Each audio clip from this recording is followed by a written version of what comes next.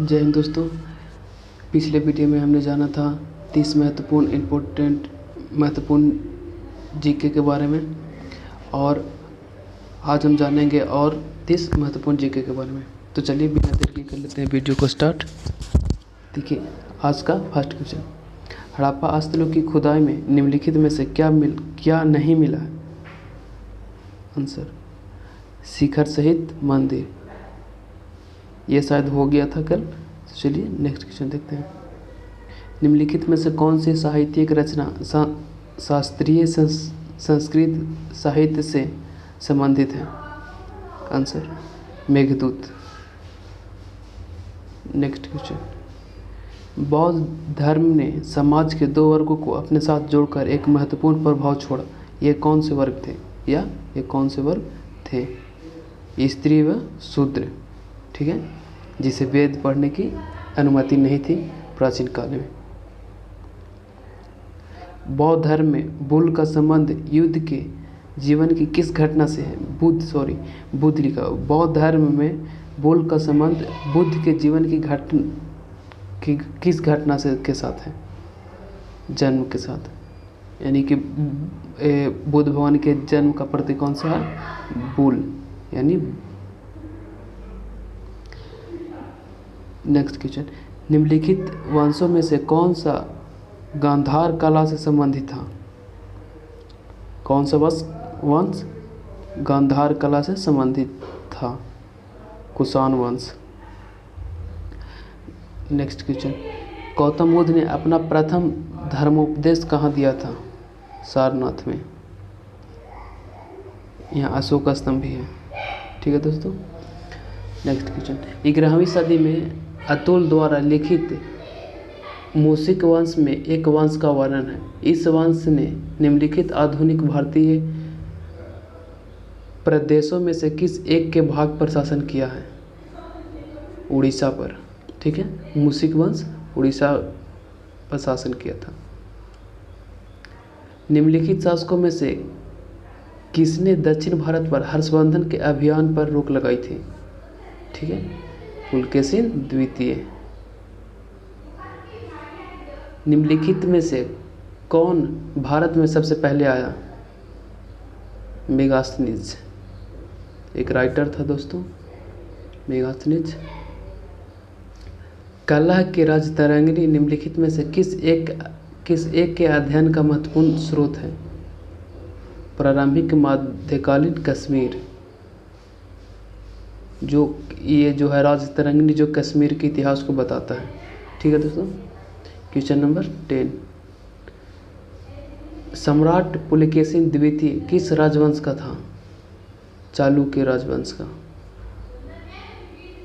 लोथल नामक स्थान पर निम्नोक्त सभ्यताओं में से किसका जहाजी मालघाट था? सिंधु घाटी। जहाजी मालघाट मतलब समझते दोस्तों बंदरगाह। क्वेश्चन नंबर 12, बुद्ध का क्या अर्थ है? ज्ञान प्राप्त। जब बुद्ध भगवान को बिहार में ज्ञान प्राप्त हुई थी पीपल ब्रिज के नीचे बोध गया में, तो उसी समय उन्हें बुद्ध के नाम से जाना गया था। इलाहाबाद के स्तंभ में किसकी उपलब्धियां उत्कीर्ण है? समुद्रगुप्त की, जिसे भारत के नेपोलियन भी कहा जाता है। वेदों को माना जाता है श्रुति।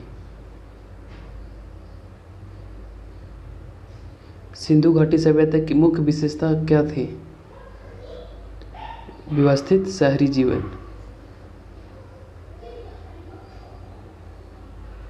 वैदिक लोगों द्वारा किस धातु का प्रयोग सबसे पहले किया गया था? तांबा। बुद्ध किस वंश से संबंधित थे? बुद्ध शाक वंश से।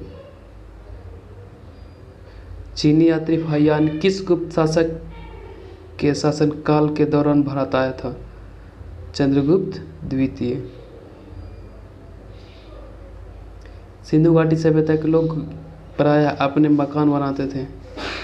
पक्की ईंटों से। शंख संवत किसने और कब शुरू किया था? कनिष्क ने 78 ईस्वी में शुरू किया था। अशोक की प्रशासनिक नीति में भारी परिवर्तन किस घटना से आया? कलिंग युद्ध। इसने युद्ध छोड़ दिया था कलिंग के बाद। अशोक ने किस बौद्ध साधु से प्रभावित होकर बौद्ध धर्म अपनाया? उपगुप्त।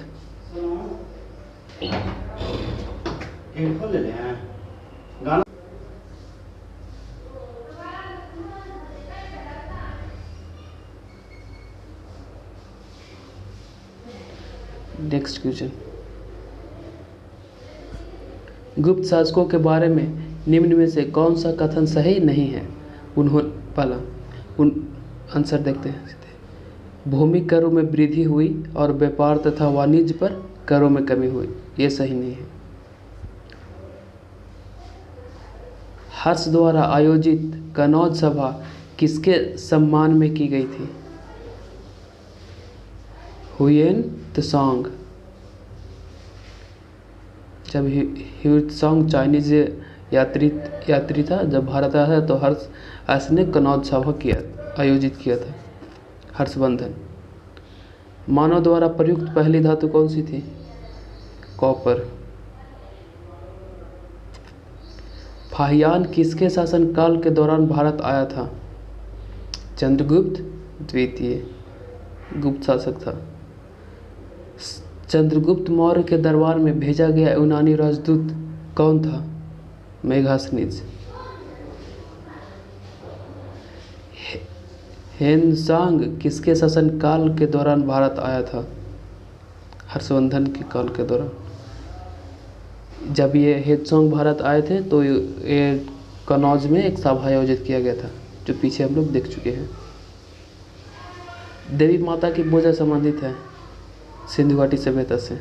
माता सदात्मक समाज थी सिंधु घाटी सभ्यता। लास्ट क्वेश्चन, एलेक्जेंडर, सिकंदर और पोरस ने लड़ाई लड़ी थी, कौन सी लड़ाई लड़ी थी? हाइड सपास में लड़ाई लड़ी थी सिकंदर और पोरस ने। ठीक है दोस्तों, तो ये रहा हमारा 30 और महत्वपूर्ण क्वेश्चन। तो अगर हमारा वीडियो आपको पसंद आती हो तो लाइक शेयर और सब्सक्राइब करना ना भूलें। Thank you so much. जय हिंद।